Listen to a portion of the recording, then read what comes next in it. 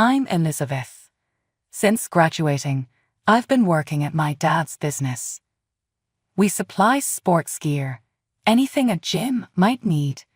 It's a family affair. Dad started it, and I just kind of slipped into it after school. I didn't mind the numbers or the routine.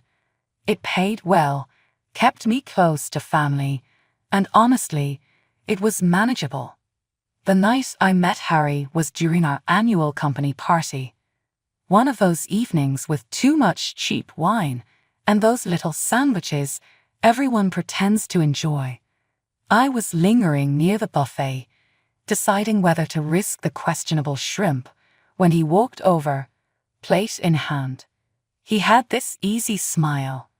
"Trust me, the shrimp's a risk, but the mini rolls are a safe bet," he said, nudging the plate toward me as he took one. I laughed and followed his advice. "Thanks, I'm Liz, by the way. Harry, I work at the branch across town. Heard a lot about you, the boss's daughter and all." "Hopefully all good things," I replied, trying to sound casual. We moved away from the food, finding quieter spots to chat. Harry was easy to talk to, maybe a bit too smooth, but refreshing. His humor was a mix of sarcasm and wit, and he seemed to have an answer for everything. We talked about all sorts of things: music, movies, places we traveled.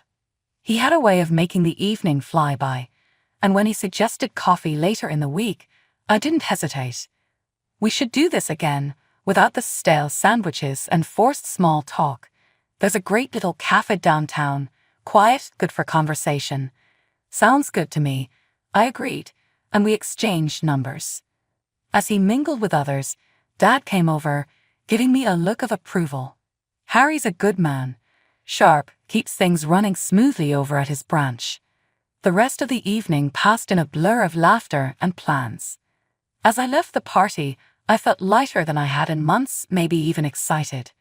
That night was the start of everything, both the good and the bad.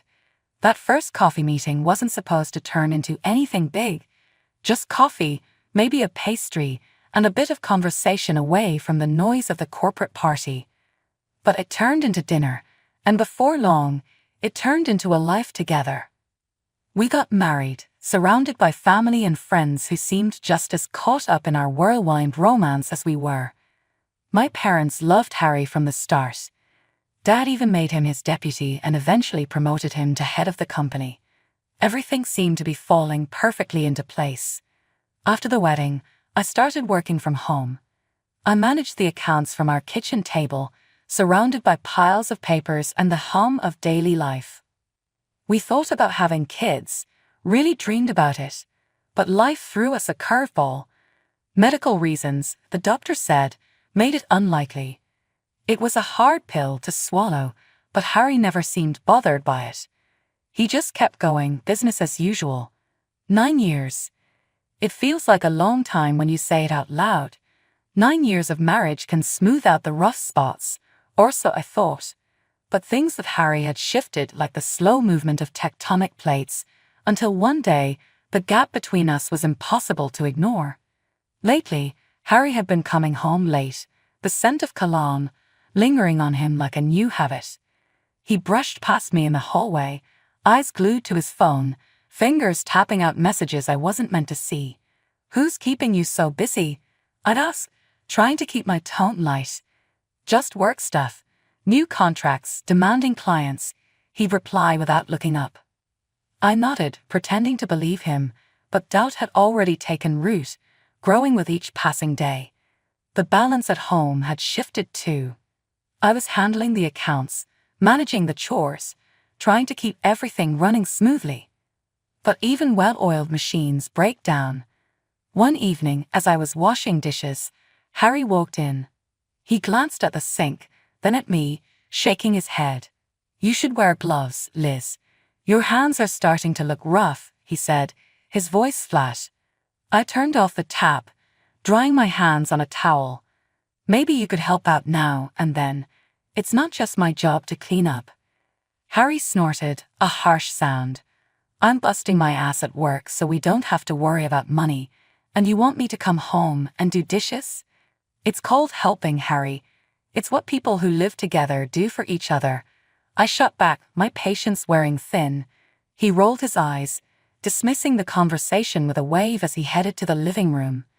I don't have time for this, Liz. That phrase had become his go-to response. I don't have time. It echoed in the silences that had grown between us, filling them with an emptiness that was hard to ignore. One night, while folding laundry, I tried again. We could hire someone to help around the house. It's not about the money. You said it yourself. Harry looked up from his laptop, irritation creasing his forehead. I've told you before, I don't want strangers in our house. We're not discussing this again. It's like you don't even see how tired I am, I said, the words heavier than the bedspread I was trying to straighten. He snapped his laptop shut. You're tired. Really, Liz? You sit at home all day, and you're tired. And just like that, he was out the door, the sound of it closing behind him like the end of a long argument. Between the endless laundry, cooking, and cleaning, finding time for myself had become a luxury I couldn't afford. My appearance took a backseat, something Harry didn't miss or hesitate to criticize.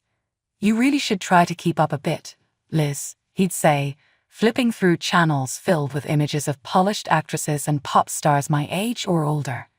Look at them, they manage to look good. What's your excuse? I sighed, worn out from the same old argument. Harry, those women have teams, stylists, makeup artists, maybe even a plastic surgeon on speed dial. It's not a fair comparison. He scoffed, unimpressed. Excuses, Liz. They take care of themselves. That's the difference. His words cut deep, but what hurt more was the cold, calculating way he sometimes looked at me. Those looks had no warmth, no love, just a harsh judgment, like I was another line in one of my spreadsheets, a list of flaws to be tallied. As weeks turned into months, the distance between Harry and me grew colder than a winter draft. He was home less, and even when he was, it felt like he was miles away. I'd catch him lost in thought, his phone always buzzing quietly beside him. Sometimes he'd grab it so fast you'd think it was about to explode. Late night, I called out as he came in later than usual one evening. He paused, shoulders tense. Yeah, had to smooth over some client issues. You know how it is. I nodded, though he wasn't looking to see it. Something about his tone didn't sit right with me. His words felt too rehearsed, like he had been practicing them on the way home. A few days later, he slipped up. His phone buzzed on the kitchen counter while he was showering.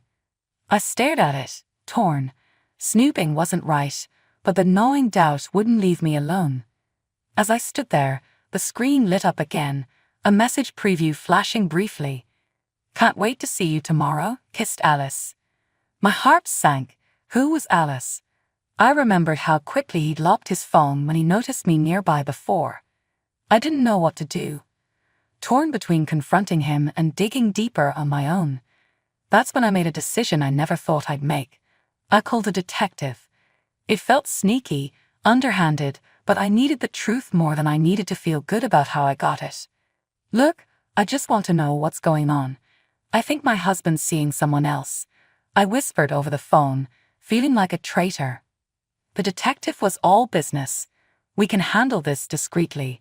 You'll have answers within a week. I hung up, feeling a mix of relief and dread. Knowing had to be better than wondering, right? For the next few days, I played the part of the clueless wife. Harry's late nights continued, his excuses growing thinner. I smiled, nodded, and waited. The detective's call couldn't come soon enough. The day that changed everything began with a tornado. The air was thick with tension and the ominous buzz of an approaching storm. I heard the tornado sirens in the distance, a wailing reminder that nature was about to unleash its fury. Harry had been on edge all morning, pacing and constantly checking his phone, which seemed odd given the severe weather. Hey, Liz, can you do me a favor? The weather radio is in the barn. I need you to grab it so we can keep track of the storm, Harry said, his voice sharp, more of a command than a request. I grabbed my jacket, feeling a chill that had nothing to do with the weather. The wind was picking up, howling around the corners of the house as I made my way to the barn. The sky was a bruised mix of grey and black, swirling ominously. As I stepped inside, the musty smell of old hay and machine oil hit me. I flicked on the light and started searching for the radio, but something felt wrong. The barn was too quiet. The usual creaks and groans were drowned out by the roar of the wind outside. Suddenly, the door slammed shut behind me. I spun around, heart racing, and tried the handle. It wouldn't budge. "Harry," I yelled, banging on the wood. "This isn't funny. Let me out." Through the crack under the door, I saw his shadow. He was just standing there, not moving, not helping. "Liz, listen." His voice was cold, emotionless. "I locked you in. A powerful tornado is coming. When it hits, the barn will be the first to go." My chariot dropped. "What are you talking about? Why would you do this?" "It's simple. You die in the tornado. It looks like an accident. I inherit everything. And I'm free," he said, each word sharp as a knife. I pounded on the door with both fists, disbelief and fear mixing with each blow. "You can't do this, Harry. Open the door." But his footsteps faded, the crunch of gravel under his boots growing fainter, until only the storm's roar remained. Panic surged as I scrambled around the barn, looking for anything to break the door or signal for help. The realization that Harry had planned this, wanted me gone, was a betrayal that burned hotter than my fear. Then, as the barn began to shudder with the first violent gusts, I heard another sound, barking. Mr. Thompson's dog, a scrappy little beagle named Bandit, was outside, his barks mixed with frantic whines. "Here, I'm in here, Bandit," I screamed, praying his owner wasn't far behind. Moments later, the door burst open, and there was Mr. Thompson, wide-eyed, with Bandit at his heels. "Liz, thank God." I heard Bandit barking and knew something was wrong. He shouted over the wind, grabbing my arm and pulling me into the storm. We ran together toward his house, the tornado sirens wailing a grim soundtrack to our escape. As we reached his porch, I glanced back. The barn was already disappearing into the swirling debris, a casualty of the storm and Harry's cruel plan. Once inside, Mr. Thompson led me to the basement, where the tornado's roar felt a little more distant. He handed me a steaming cup of coffee and tuned the weather radio to the latest updates. The broadcasters were calling it an unexpectedly powerful storm, one that hadn't been anticipated to hit with such force. As I wrapped my hands around the warm mug, Mr. Thompson sat across from me, his eyes filled with concern. "Liz, what happened out there? Why was Bandit barking at the barn?" I took a deep breath, my voice shaky as I started to explain. "Harry, he locked me in there on purpose. Said the tornado would take care of me." Mr. Thompson's eyebrows shot up, his face crinkling in shock. "He did what? That can't be right, Liz." "It's true," I insisted, the reality making my voice firmer. "He told me himself. Said after the tornado, he'd be free to do as he pleased." The old man shook his head, disbelief etched in every line of his face. "That's cold, Liz. Real cold, and stupid. Did he really think he'd get away with it?" I shrugged, the absurdity of the situation not lost on me, even through the fear. "I guess he thought the storm would cover it all up, make it look like an accident." Mr. Thompson's face went pale, and he stood abruptly, his chair scraping against the concrete floor. "We need to call the police now." He pulled out his phone, tapping and swiping, but his expression quickly darkened. "No signal. Dan's storm knocked out everything. We'll have to wait it out." I nodded, the gravity of the situation settling in. Outside, the wind howled like a wild beast, relentless and furious. Inside, my mind churned with a storm of betrayal and deceit. Mr. Thompson noticed my far-off look and gently placed a hand on my shoulder. We've got a few hours before this lets up, and we can make that call. Then the police will handle Harry. He won't get away with this." His words were meant to reassure me, but all I could manage was a faint smile. How had I spent all these years with a man capable of such cold-blooded calculation? The man I had shared my life with had been planning my death so he could start fresh. The hours crawled by, marked by the steady drip of a leak in the corner of the cellar and the relentless battering of the storm against the house. Mr. Thompson made more coffee, and we sat in silence, listening to the crackle of the radio and the distant rumble of thunder. When we finally emerged from the storm cellar, the world outside looked like it had been turned upside down. Trees were down, houses damaged, and my heart felt heavy as we walked toward what was left of my home. As we approached, I saw a crowd, neighbors, emergency responders, and there, right in the middle, was Harry. He was putting on quite a performance, sobbing and clinging to one of our concerned neighbors, playing the part of the grieving husband. Seeing him like that, pretending to be devastated, sparked a fire inside me. I marched forward, my steps steady despite the soft, muddy ground. "Liz!" Harry's act fell apart as our eyes met. His face drained of color, his fake tears drying up instantly. The crowd turned, gasping as they saw me, very much alive. I didn't stop, walking straight up to him, feeling every eye on us. "What's the matter, Harry? You look like you've seen a ghost," I said, my voice strong and clear, cutting through the murmurs around us. Harry stuttered, his usual smooth demeanor crumbling. "Liz, I thought you were." He couldn't finish, his eyes darting around, searching for any sign of support from our neighbors. "I was in the barn, Harry. Locked in, just like you planned, right?" I pressed on, not giving him a chance to slip out of the truth. He shook his head, a feeble attempt at denial. No, that's not. It was an accident. Locked from the outside, Harry. Mr. Thompson found me. He saved my life." I turned to Mr. Thompson, who nodded and stepped forward to back up my story. "It's true," Mr. Thompson said. "I found her locked in that barn just before it was destroyed. Had to break her out." The crowd's murmurs grew to an uproar. Neighbors exchanged shocked glances, their faces showing disbelief and anger directed at Harry. Seeing their doubt, I pulled out my phone. The detective had sent me proof last night, just before the storm. I had everything now, pictures and messages between Harry and his mistress. "If you need a motive," I said, swiping through my phone to pull up the damning evidence, "here it is." I held up the screen for Harry and anyone close enough to see. Photos of Harry with another woman, cozy and smiling in a way he hadn't been with me in months. Harry's face shifted from white to red, his anger replacing fear. "You had me followed. You invaded my privacy. That's what you're focusing on." I couldn't believe his audacity. "Not that you tried to kill your wife." A police officer, alerted by a neighbor, stepped forward.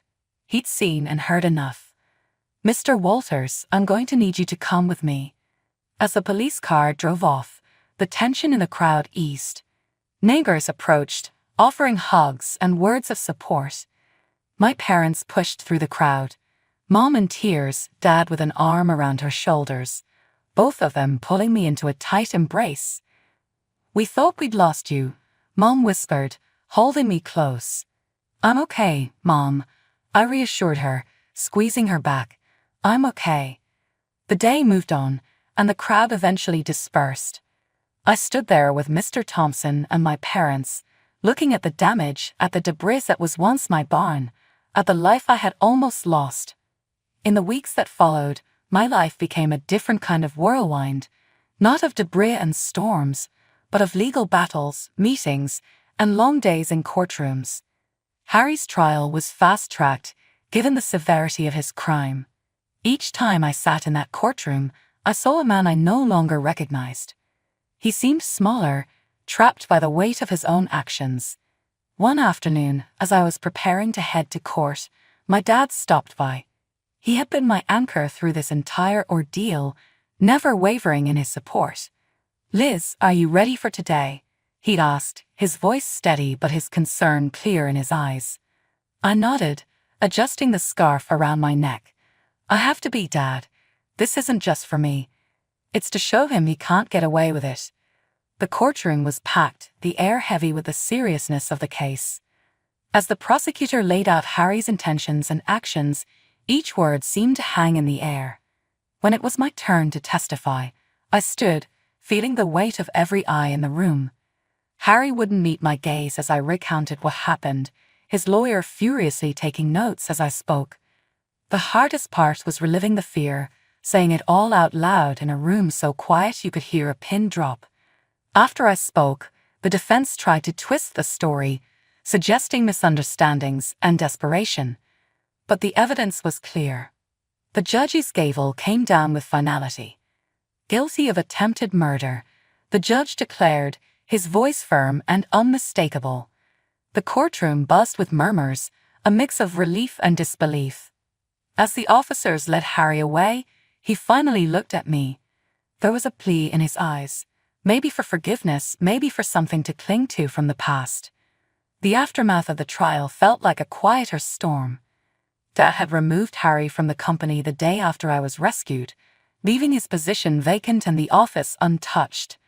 One evening, as we were closing up, Dad said, "Liz, we need to start looking for someone to fill Harry's role. The company needs a leader." I paused, considering.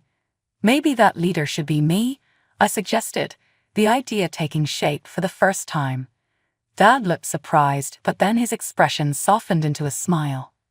"I think that's a fantastic idea. You've been the backbone of this place for years." Life began to settle into a new normal. I was busier than ever with the company, rebuilding my life piece by piece. The community support was overwhelming. Neighbors and friends constantly checked in, bringing food, flowers, and words of encouragement. After Harry's conviction, the divorce was swift and straightforward. There wasn't much to discuss. The court granted me all his properties due to his deceit and the severity of his betrayal. A few months into my new life as the head of the company, I received an unexpected call. It was Harry's lawyer, sounding overly formal and uncomfortable. "Miss Walters, Harry wants to meet with you. He's requested a visit at the prison," he said. I hesitated, the past briefly clouding my day. "Did he say why?" "He mentioned wanting to apologize, to make amends," the lawyer replied, his tone carefully neutral. I took a deep breath, memories swirling. "Tell him I'll think about it." A week later, I found myself standing outside the prison, the building stark and uninviting. Inside, I went through security checks before being led to a small room with chairs on either side of a glass partition. Harry was already there, looking older, the weight of his guilt evident. He picked up the phone as soon as I sat down. "Liz, thank you for coming," he began, his voice shaky. I picked up the receiver, my grip firm. "Let's skip the pleasantries, Harry. What do you want?" He swallowed, avoiding my eyes. I'm sorry, Liz, for everything. I was hoping you might forgive me, maybe even speak on my behalf for a pardon. Harry, you tried to kill me. You planned it all so you could be with someone else and keep everything we built. You're not asking for forgiveness. You're asking for a favor because you still want the easy way out," I said, keeping my voice steady despite the turmoil inside. I know it's a lot to ask, but..." I cut him off, needing to end this on my own terms. "No, Harry, I came here for closure, not to offer you absolution. You need to serve your time, just like I had to endure the pain and fear you caused." His face crumpled, and for the first time, he really looked at me. There was desperation, but behind it, I saw the realization that I was no longer the woman he could manipulate. "I can't help you, Harry. I won't," I said firmly, setting down the receiver with a sense of finality. I walked out of that prison feeling lighter than I had in years. It was over. I was free, not just from Harry, but from the past's hold on me.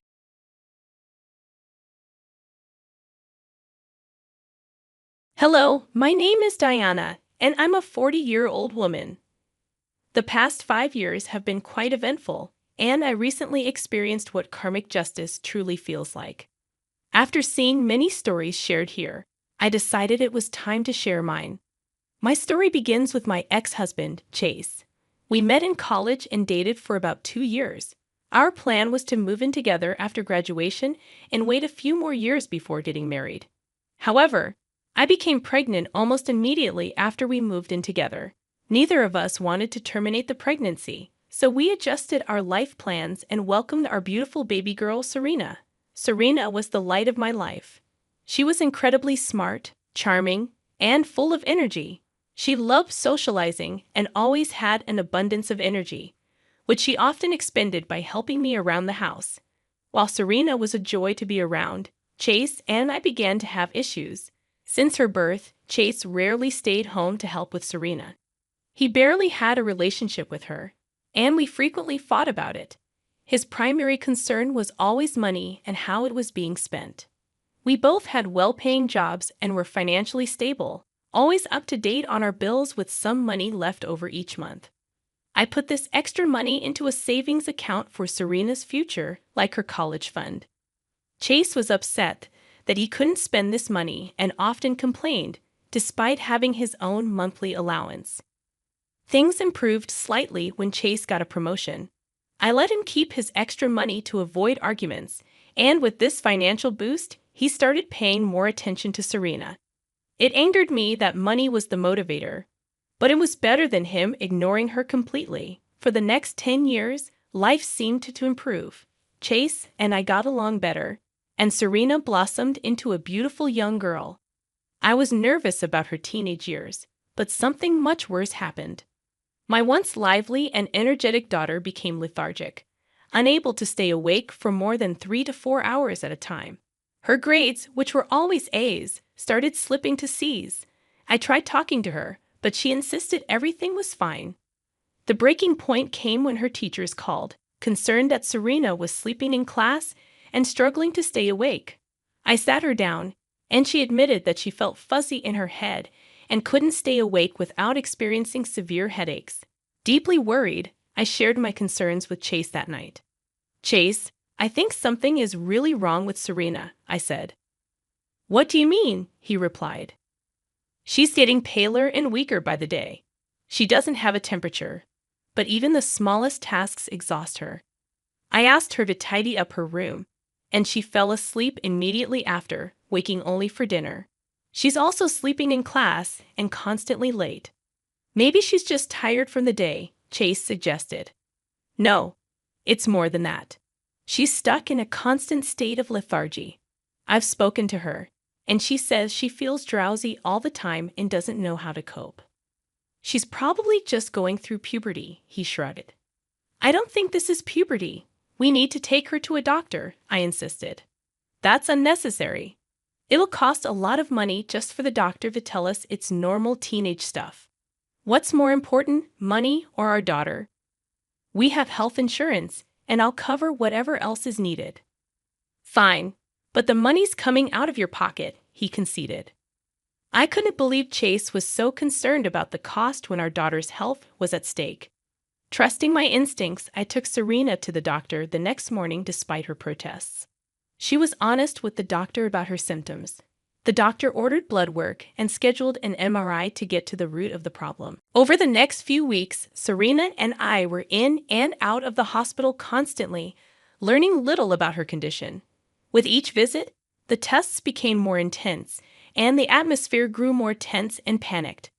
My stomach churned with anxiety, sensing that something was gravely wrong, but I knew I had to stay strong for Serena. Chase was no help during this time. He only berated me for wasting time and money. I learned to tune out his rants. Finally, after another round of blood work and scans, the doctor informed us that he would call me in the evening with the results.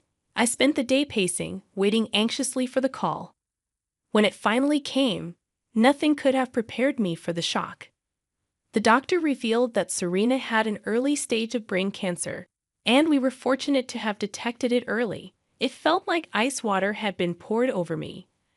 I listened to the doctor in a daze and thanked him for his care. Chase knew I had received the call and decided to ask me about it, tauntingly. What happened? What did the doctor say? Did you waste a bunch of money like I told you? Serena has a tumor in her brain, and it's cancerous, I replied. What? My poor baby. She's been suffering for so long.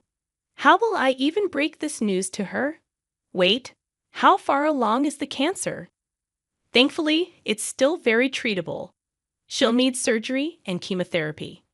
Thank God I took her issues seriously, right? So we're going through with the treatments for her then. What kind of question is that? Of course we are. I'm not going to let my daughter die. That's one more expense we have to shoulder now. I always told her not to be on her phone all the time. Are you serious right now? Are you really valuing money over our daughter? Look, I get that you're being overly emotional about this, but at some point you're going to have to think logically about how this will affect us. What are you talking about? How am I not supposed to be emotional? This is our child. We've watched her grow up and been with her through every up and down. How can you be so emotionless? It's not that deep. Yes, I feel sad too. I don't think Serena deserves to go through this, but really, we're already struggling as a family, and the costs of her treatments will be very hard for us to handle. Great. So what do you propose we do? Not give our daughter the life-saving treatment she needs. Don't try to make me into a bad person here. Oh, believe me, you're doing that all on your own. You want to know how we could work around the cost of her treatments. For starters, you can stop eating out for lunch every day. Stop going on long drives in that gas-guzzling car of yours. Stop going out to drink with your work buddies every other day. Why are you behaving as if our daughter is the issue here rather than you? You're clearly deranged. Even if I stopped all of that, it would never cost as much as Serena's treatments, and you know it. Money saved is better than money spent, no matter how small the amount. That's a stupid thing to say. You know what? We were already struggling to begin with, and now you're asking me to give up the only things that were keeping me sane. I don't want to do this anymore. What are you talking about? It's way too expensive to look after Serena, and I don't want to be destitute. I'm just going to leave. I'll start the filing process for divorce tomorrow, and you'll get the papers whenever you do. You can't just leave me like that. Since you know just how to save money, I'm sure you'll figure it out all on your own. I'm going to go now. Bye. Chase took the packed suitcase from his wardrobe and left the house. I could barely process what I had been told about Serena, let alone my husband leaving me because he felt he deserved to spend all his money on himself. He didn't hesitate to put himself first, showing no empathy for Serena or concern for how I was coping. I cried myself to sleep that night, and when I woke up the next day, I hoped that everything had been a terrible dream. But it wasn't. Despite Chase's behavior, I thought it would be better for Serena to have him around, especially since I had no idea how to break the news of our impending divorce to her. So I called Chase, hoping to convince him to stay. He didn't pick up the first 3 times, but on the 4th try he answered. "Oh, thank God you picked up," I exclaimed. "What do you want?" he replied coldly. "Look, I'm sorry if I did or said anything wrong. I get that we were both dealing with a lot. Learning that your daughter has cancer is a big deal, and everyone processes things differently." "What are you saying?" he asked.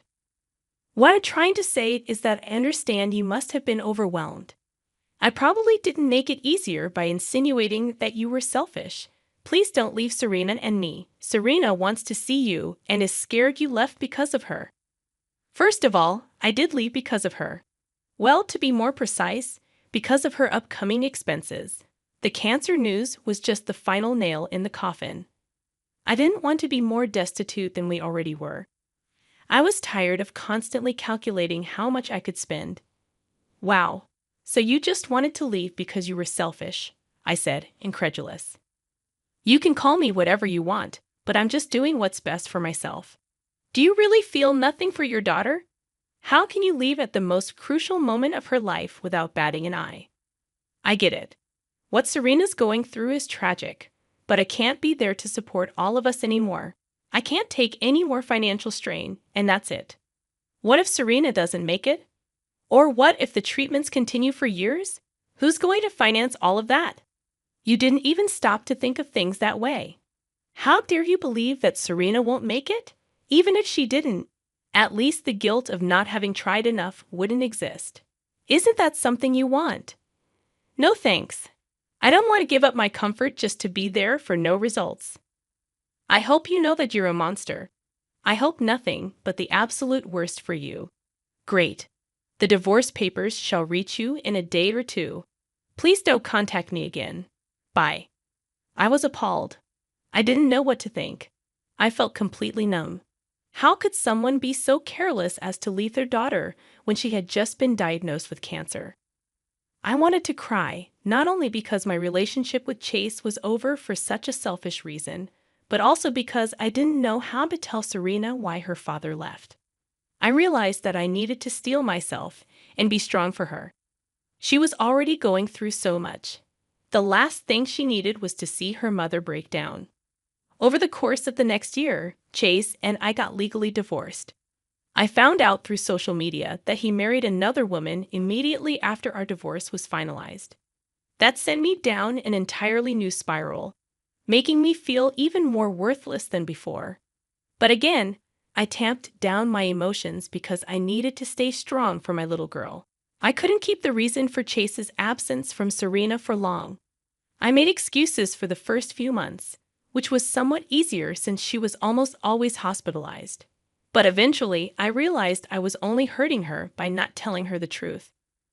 When I finally told her, she was heartbroken but eventually got through it. I stayed by her side throughout, letting her cry for as long as she needed. Watching her process her emotions helped me cope with mine. Serena underwent extensive surgery and chemotherapy.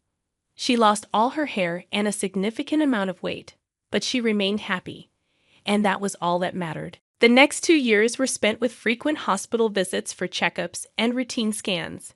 Finally, 3 years after being diagnosed, my baby girl was declared cancer-free.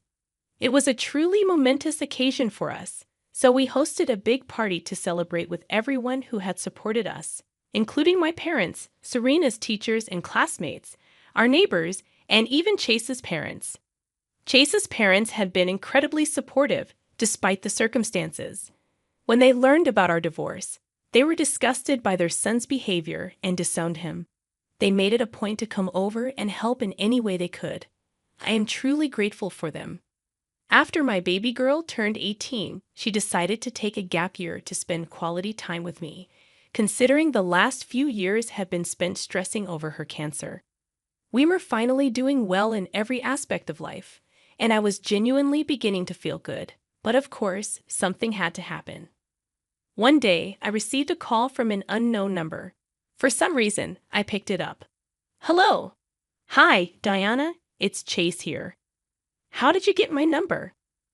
Well, I had to look around for it, but I found it eventually. Did you stalk me?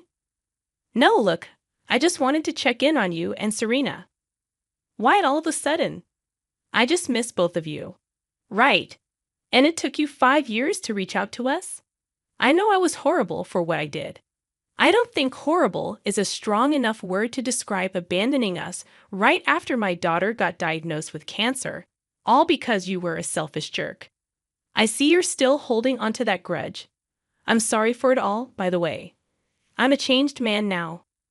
I highly doubt that. Could you please just tell me how Serena's doing, at least? Why should I? You didn't care before, so I don't see why I should tell you anything. Look, you either tell me, or I'll pull some strings and find out myself. Serena's doing fine, so am I. How were you able to finance everything for her? Why is that any of your concern? Look, I feel guilty enough for what I did. At least let me feel better knowing how you managed to get through it all. My parents helped, and so did yours. Our neighbors and Serena's school also helped in every way they could. Now that I think about it, maybe it was a good thing that you left. Yikes. But you're right, I've been nothing but miserable since I left. I married this woman who was filthy rich, quit my job, and became a stay-at-home husband. How was that miserable for you?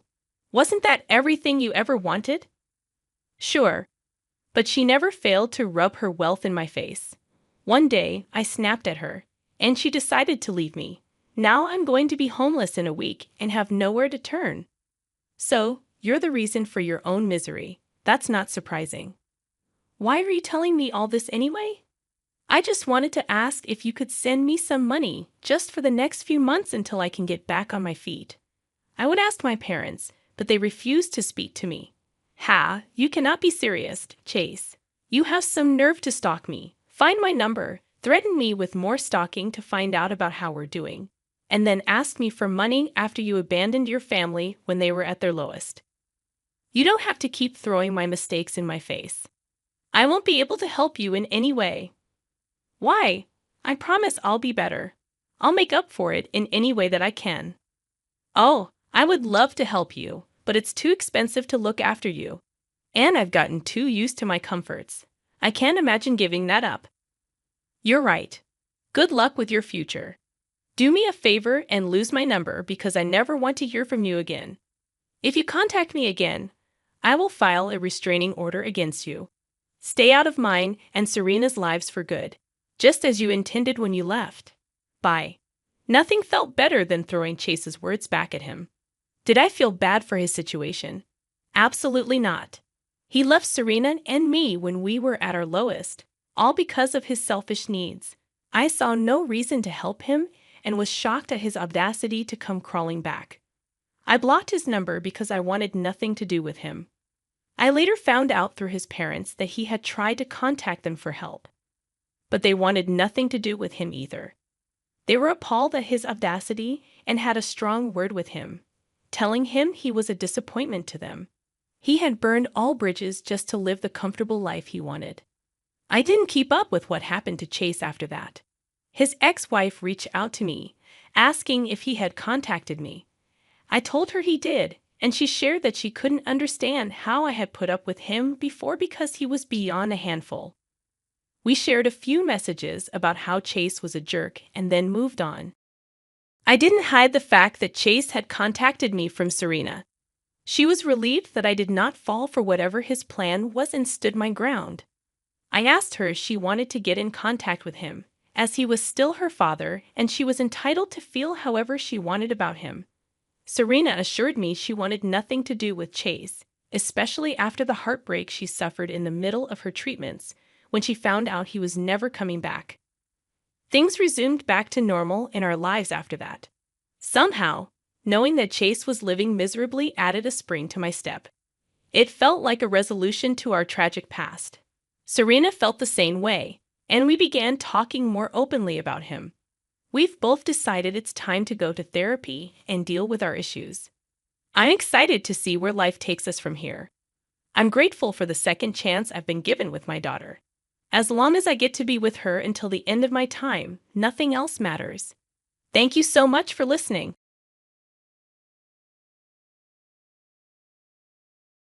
I've been working as a temp for 3 years and was supposed to leave the company without a contract renewal. On my first day of unemployment, I found myself being begged by the beautiful company CEO right in front of her house. My name is Ethan Bridge, and I'm 38 years old. I work as a temp at a trading company with about 20 employees. Originally, I was a full-time employee, but 5 years ago, I resigned to take care of my mother. Growing up in a single-parent household, I consider myself fortunate to have spent her final years together.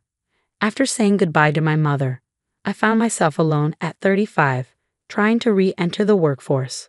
Without notable skills and with a several-year gap, I ended up as a temp at my current company. The company was built from scratch by the former CEO, Nelson, who passed away suddenly a year before I joined. His eldest daughter, Natalie Nelson, took over, though she was still in her 20s at the time. Under her leadership, the company's performance steadily improved. With business expansion came the need for more staff, leading to the hiring of temps like me. Natalie is known in the industry for her beautiful appearance and sharp business acumen. However, internal evaluations of her are quite harsh. The office is on the same floor for all positions, so all employees work with a constant sense of tension. As a temp with no skills, I naturally couldn't be trusted with any responsible tasks. My days were spent handling menial tasks. On my first day of unemployment, I was handed a few mugs and headed to the washing area. I'm about to reach the end of my 3-year contract, and the only skills I've acquired are efficient cleaning and knowing the coffee preferences of all employees, including Natalie. The only praise I received was for cleaning a coffee stain off a mug that had been used by the employees for years. "Did you do this?" Natalie had once asked, having never spoken to me before.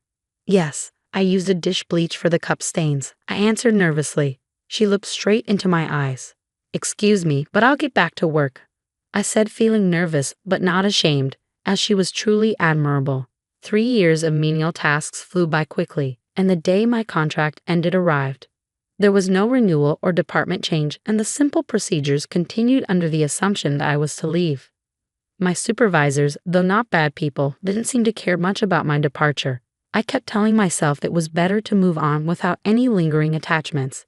At the very last moment, I was called by Natalie. Though it was just a simple farewell, I was happy she even bothered to speak to me. "Natalie, I think you shouldn't overdo it," I added. To my surprise, she looked shocked. "Oh, did I seem that way?" she asked. Though she never showed any signs of weakness or fatigue, I could tell from her mug stains. "I mean the stains on your mug were the toughest to clean," I said. She looked at me, even more surprised. Afraid of being scolded, I quickly said, "Oh, sorry, please never mind that. Thank you very much. Excuse me," and was about to leave the room. "Wait a minute," she suddenly stopped me, grabbed my arm, and clearly said, "Can I ask you for a department transfer?" A few days after quitting the temp agency, I found myself riding the bus, dressed almost like I was lounging at home. I got off at a bus stop a bit away from the business district and looked around the square outside. "Ethan." I turned towards the voice that echoed clearly in the quiet square and saw Natalie waving at me in front of a car. That day was a company holiday. Natalie, not in her usual suit but in casual clothes, showed a sense of everyday life that I had never felt from her before. "I'm really sorry for making such an unexpected request. I'm really grateful you accepted," Natalie said as she drove through a quiet residential neighborhood and parked the car in front of a particular house. She naturally was about to get off and head inside when I called out to her again to make sure. "Sorry, but are you sure I'm the right person for this?" She calmed down and repeated what she had said before. "Definitely. You'll live here, won't you?" "With my sister, just until I return from the business trip." Surprisingly, my new job was at Natalie's house. She would be away in the state for a month and a half starting next week, leaving the house empty during that time. My job was to take care of the household and look after her sister, who was 4 years younger than her. "Could you please help?" "Of course, I'll pay you whatever it takes, and you can use the house as you like," Natalie asked.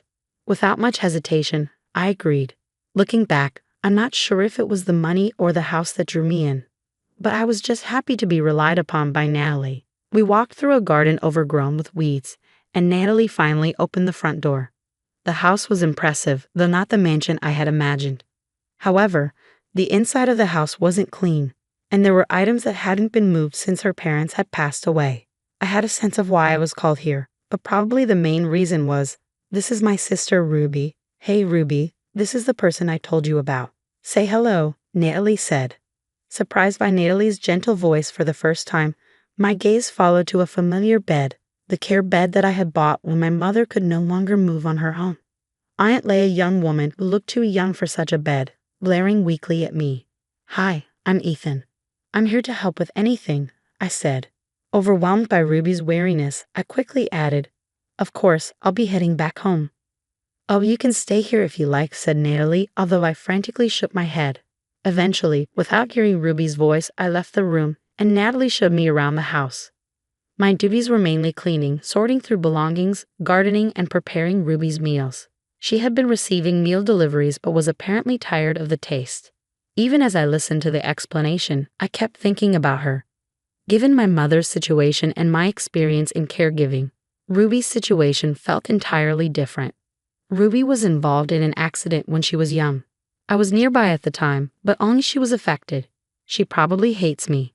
That's why I always thought someone else should take care of her, Natalie confided. The more I heard, the more anxious I became, but moved by Natalie's voice, I felt a firm sense of responsibility. Well, she can do most basic things on her own with a wheelchair, but she can be quite demanding. Just call me if anything comes up, and please never enter my room on the second floor," Natalie instructed, handing me the spare keys as she saw me out. "I'm coming to this house starting tomorrow," I thought. I still couldn't quite grasp the reality, but having accepted the job, I knew I couldn't go into it half-heartedly. The next day, I quickly finished cleaning the garden and approached Ruby, who was sitting on her bed reading a book. "Is there anything I should do?" I asked. "No," she replied coldly without looking up. It was the first time I heard her voice. She seemed able to manage basic living on her own and could even make her own coffee while reading. Since there was still a week left on her meal delivery service contract, there was no need for me to cook. She had completely shut herself off, and forcibly opening up wouldn't make any sense. Resigned to that, I spent my time cleaning the house. Although not asked, I had been sending brief update emails to Natalie, who was in another state. Her replies were just okay, the same as when she was busy at work. That continued as I hardly saw Ruby's face, just cleaning the house day after day. One day, while I was tidying the kitchen and watching Ruby's back as she read in bed, she unexpectedly muttered, "Oh, she probably ran out of coffee." Maybe out of habit, I quickly approached and asked, "Shall I make some coffee for you?" Without taking her eyes off her book, she muttered, "Just make it." At that moment, I was struck by her dismissive tone and her profile. It was natural since they were sisters, but she resembled Natalie so much, just like how Natalie would hand over a mug without looking away from her computer and say, "Just make it." I prepared the instant coffee available in the kitchen and placed it beside Ruby, saying, "Here you go." Without looking away from her book, she took a sip and glanced at me for the first time. Looking into her eyes and seeing her skin up close, she seemed much younger than Natalie and even more radiant under the daylight. It was just a few seconds of eye contact, and without saying anything, she returned to her reading. From that day on, she began to ask me to make her coffee. Furthermore, the interactions weren't limited to just brief ones to refill her coffee. With the end of the meal delivery service contract, I started cooking for her. At first, everything was a guessing game, and it was difficult to discern her preferences since she never showed her emotions. However, after about 2 weeks, I started finding notes like roast chicken, or meatloaf, or pasta or stew, with no broccoli secretly left on the table. They were probably written by Ruby during cleaning. I realized she did have her whims, as Natalie had mentioned, but I also started to feel a sense of affection. When I messaged that to Natalie, she replied with an unusual exclamation. "Okay." I fist pumped alone, feeling victorious. Just as I began to think Ruby was opening up to me, she asked me for something quite difficult. "Take me to Natalie's room," she said, looking directly into my eyes from her bed. I couldn't break my promise to Natalie to never enter that room, and Ruby's earlier words, "I think she hates me," weighed on my mind. Given how different their personalities and situations were, it was impossible to predict what they thought of each other. Natalie's room was upstairs, and Ruby couldn't get there on her own. Even if it was her sister's request, I couldn't break my promise to Natalie. "I can't take you to the room." I dodged the issue, but from then on, Ruby would pout daily saying, "I want to go to the room." When I refused, she would glare at me and mutter, "Coward." But I stood firm. One evening, when I returned from shopping and opened the front door, the first thing I saw was Ruby crouching at the bottom of the stairs. "Are you okay?" I dropped the groceries and rushed over. She seemed unhurt, but her cheeks were flushed. Clearly, she had tried to go to Natalie's room on her own. "Why do you want to go upstairs so badly?" I asked. "There's something I need to check," she said, looking away. Carrying her up the stairs step by step, she was lighter than I had imagined. "This is our little secret from Natalie, okay?" I said to her. I felt something earnest in her voice earlier, not just whimsy. "You want to see the room more than I do, don't you?" She whispered so close to my ear. We reached the door, and I apologized to Natalie in my heart as I opened it. But it was just an ordinary room, though fitting for a company CEO. Textbooks and economics books from her student days were piled high, evidence of her intelligence and hard work away from the public eye. Caught up in my thoughts, I suddenly looked at Ruby, who was staring at one spot on the desk. Following her gaze, I saw 3 framed photos. The faded photos were likely of the family, young siblings running around hand in hand, watched by their parents, and scenes from Natalie's birthdays. All of them featured the sisters smiling. Looking at the photos, I instantly understood how Natalie felt about her sister, and Ruby felt the same. Her smile as she looked at the photos warmed my heart too. "Would you like to take one down with you?" I asked. She replied, "No, I'd get scolded. Natalie has always been strict, you know. Wasn't she tough at the company as well?" "Yeah, pretty much," I replied with an innocent laugh. I didn't mention that incident in my nightly email to Natalie, but I wrote, "Ruby is a wonderful person, much like you," to which she simply responded, "I know." In the last week, Ruby started to share various things with me. She even suggested, "Let's go shopping together," and showed an interest in the outside world. Of course, Ruby's wins were still there as she kept adjusting my speed while I pushed her wheelchair. Too slow. Now too fast. After a month and a half, Natalie returned. We were a bit late heading to the airport, where Natalie was scanning the crowd with her heavy luggage. Natalie. As she turned at my call, she quickly looked down and exclaimed, "Ruby," dropping her bags and rushing over. "I'm sorry we're late. Ruby insisted on coming to meet you," I explained. "Hey, Ethan, it's not my fault, okay?" Ruby complained from her wheelchair, perhaps embarrassed to meet Natalie's gaze. Natalie, likely seeing Ruby smile for the first time in years, looked like she was about to cry. "Shall we head home?" I suggested, boldly escorting the two of them home. Seeing the sisters' smiles was all I could have wished for. I thought that was truly the end. The house was spotless, and Natalie was thrilled with my cooking. Who would have thought we'd be having a meal together like this? She almost cried again before taking a deep breath and then said, "Ethan, I want to thank you." As I started to protest, she cut me off.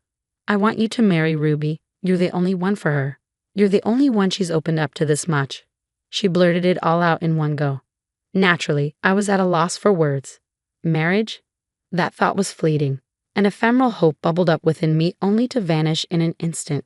"What are you talking about, Natalie?" "Absolutely not." Ruby's response came without any hesitation. While Natalie was surprised, I expected her to react that way. However, her words weren't done yet. "It's you who should be getting married, Ethan. You like Natalie, right?" Those words left both Natalie and me wide-eyed, unable to stop our faces from flushing. Seeing that, Ruby laughed heartily. "Ethan, you're too obvious. You always look so happy when I talk about Natalie, and I like your coffee, but I prefer a more handsome guy." There was no escaping at that point. Cliché as it sounds, from the moment I first met Natalie, I noticed I liked her. Additionally, those past 6 weeks I've spent with Ruby have indeed drawn me closer to Natalie. I cherished the affection I felt for Ruby and wanted to share that feeling with Natalie. Above all, those days have shown me how tenderly Natalie thinks of Ruby. "Natalie, the mug you've always used at the office, that was a gift from Ruby, wasn't it?" The photos in that room I secretly entered from her childhood birthday party showed Ruby giving that mug to Natalie. "You saw them?" Natalie glanced at us sternly for a moment, then relaxed and said with a smile, "You're right. That's why I was so happy when you cleaned the mug. It's hard to put into words, but I knew then that you could be a support for us." It looks like I wasn't wrong. Her smile moved me deeply, something I had longed to see. Ruby shared her thoughts. "I always thought I was holding my brilliant sister back. That's why I was always so cold. I'm sorry, but I want you to be happier from now on. That's why I recommend this guy." She playfully nudged me, her voice trembling. "Natalie, would you like to keep living together, the three of us?" At my words, Natalie said, trying to act tough, "Well, let's renew the contract then." Despite their different paths, the sisters, who always cared for each other, were indeed alike in some ways. Years later, I am still living in that house, now practically a stay-at-home husband with my wife, Natalie, and Ruby. Both the company's performance and my cooking skills are on the rise. Even though it's a holiday today, the sisters are just lounging around at home. "More coffee, please." Ruby is still demanding but has become noticeably cheerier. She is even starting to get attention from clients at her new job, playfully boasting about potentially marrying into wealth. "Honey, I want some too. Just make it however you like," called Natalie's gentle voice. I went to get matching mugs for the three of us.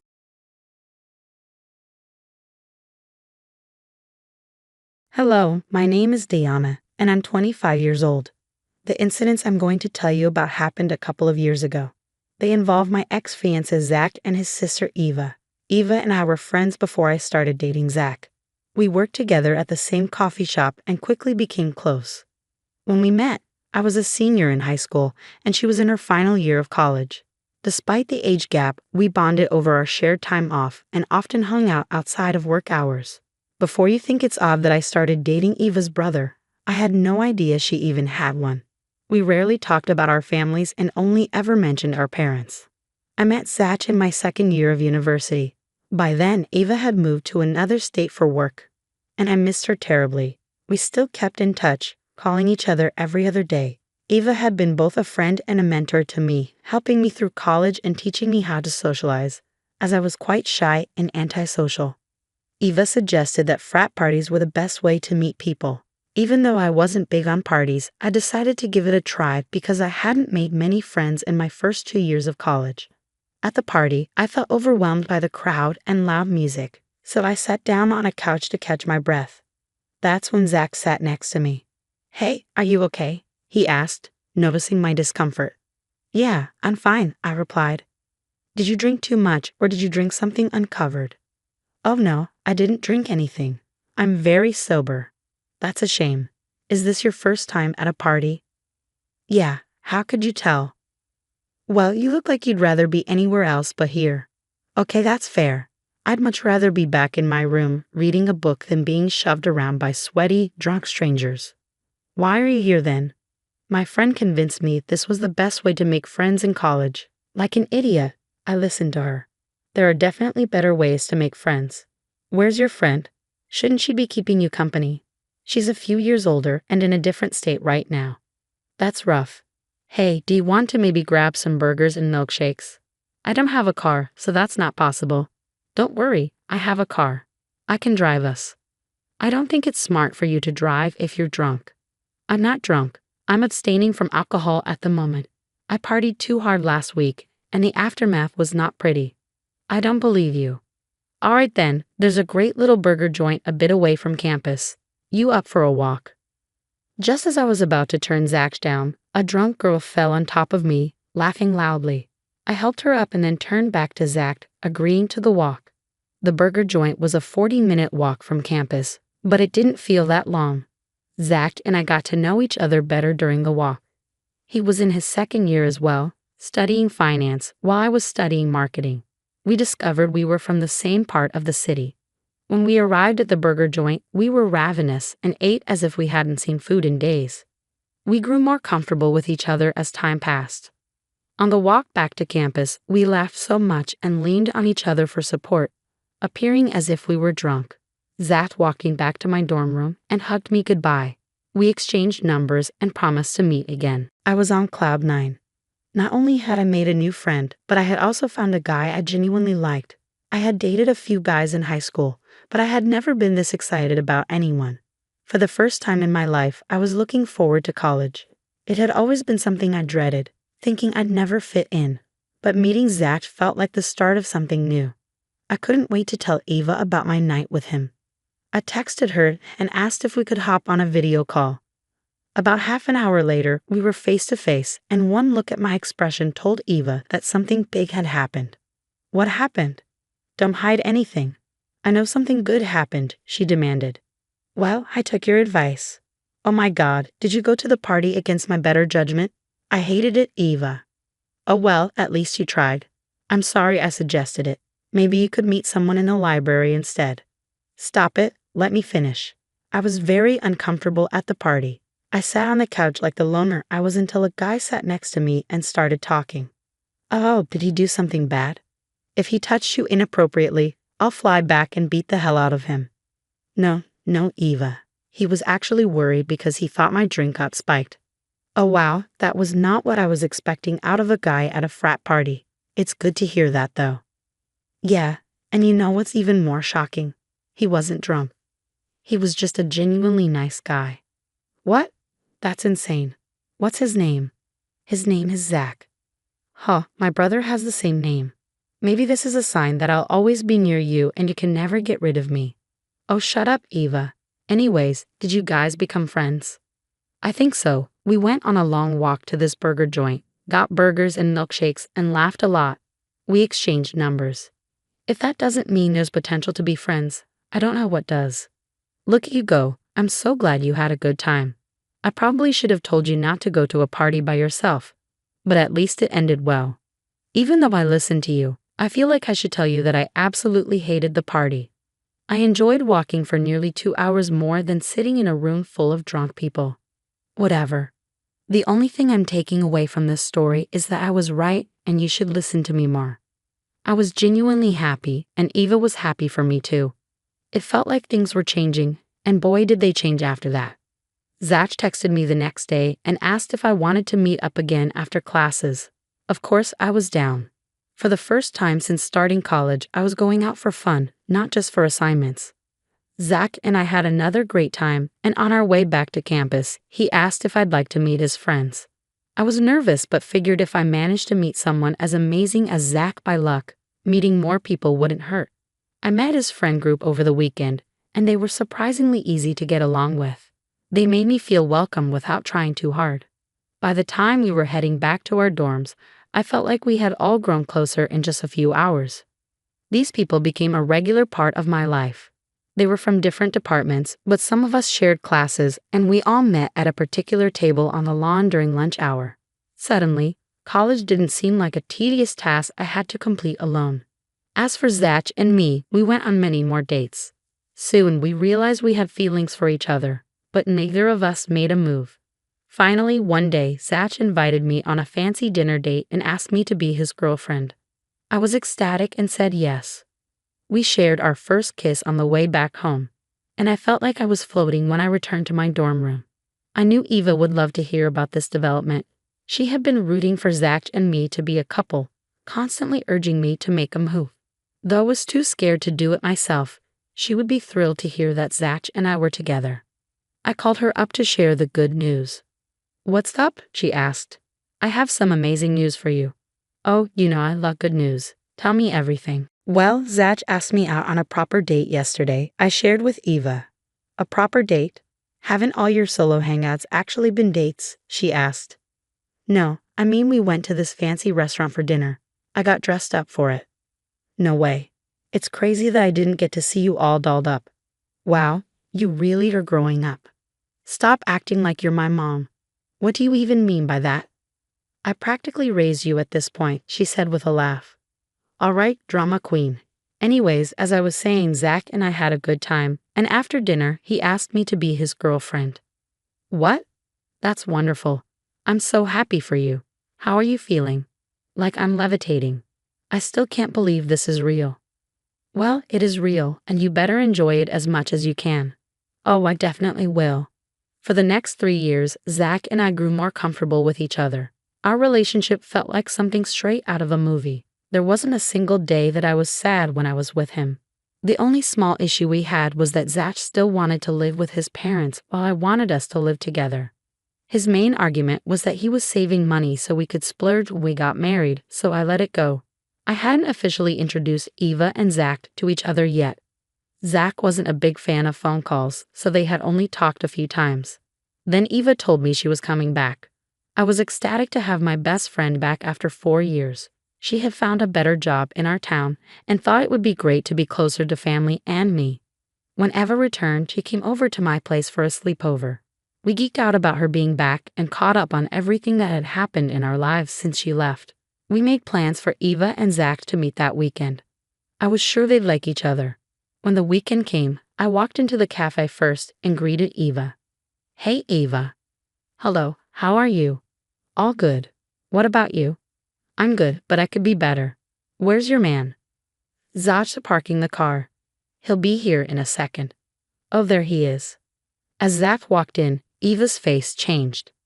"Hold on, that's Zach." "Yes. Why, Eva? What are you doing here?" Zach said, equally surprised. "I could ask you the same thing. Hello, could one of you explain what's going on here?" I asked, confused. "Diana, out of all the people in this world, I can't believe you're dating him," Eva exclaimed. "Yeah, well, I can't believe you managed to befriend Eva out of everyone on earth," Zach responded. "One of you will either explain or I'm leaving," I said, frustrated. "Remember how I told you your boyfriend had the same name as my brother? Well, you are dating my brother." "What? But you don't even have the same last names." "He's my half-brother, but still. You managed to do something crazy," Eva said, shaking her head. Eva explained that her mom had died when she was young, Her dad remarried Zach's mother, and then they had Zach. I couldn't believe how everything had lined up so perfectly. Never in a million years would I have thought that I was actually dating Eva's brother. At least he was someone she could vouch for. About a year after Eva returned, Zach proposed to me. I obviously said yes, and we began planning our wedding. I told Eva about our engagement, but she seemed upset. When I asked her if something was wrong, she quickly changed the topic. Concerned, I talked to Zach about it, and he agreed that her behavior was odd. He tried talking to her, but she became hostile and told him to leave her alone. This went on for months, and eventually Eva and I were barely speaking. It felt like I had lost a really good friend, and I hated it. I had been busy with the wedding and work, and I hadn't had time to sit down and talk to her properly. One day, I decided I couldn't stand it any longer and invited her over to my place. Eva, can you please talk to me? What's going on? Why are you suddenly ignoring me? I really don't want to do this to you. What? What are you talking about? Just tell me if I did something wrong. Did I upset you in any way? No, you did nothing wrong. I'm just dealing with something big, and I don't know how to talk about it. Am I not your friend? You can talk to me about anything. I really wish I could tell you this, but it's very different. It'll break you, Diana. I don't care. I just want my best friend back.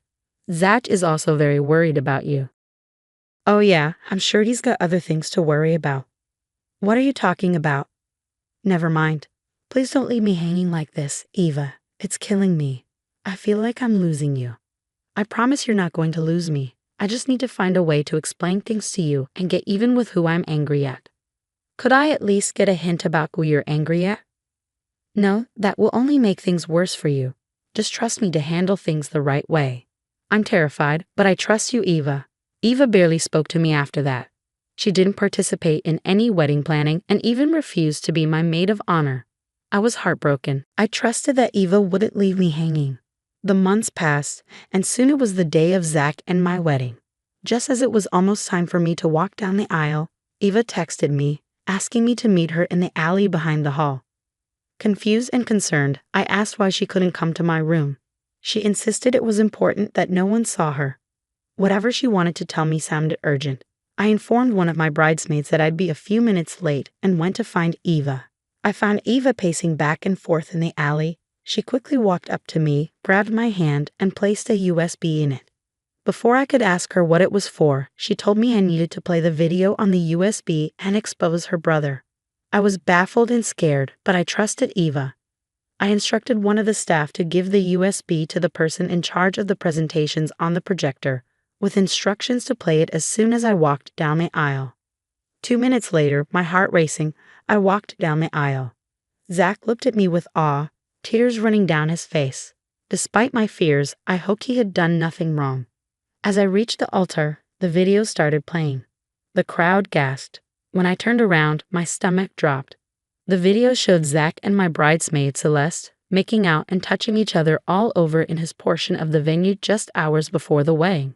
I dropped my bouquet and ran out of the hall. Zach followed me. Diana, wait. What the hell? Zach, I promise it's not what it looks like. Not what it looks like. Your hands were all over her, and your faces were practically melded together. It was a moment of weakness. A moment of weakness right before our wedding. Really, Zach? At least come up with better excuses. Okay, fine. Celeste and I started messing around 2 years ago.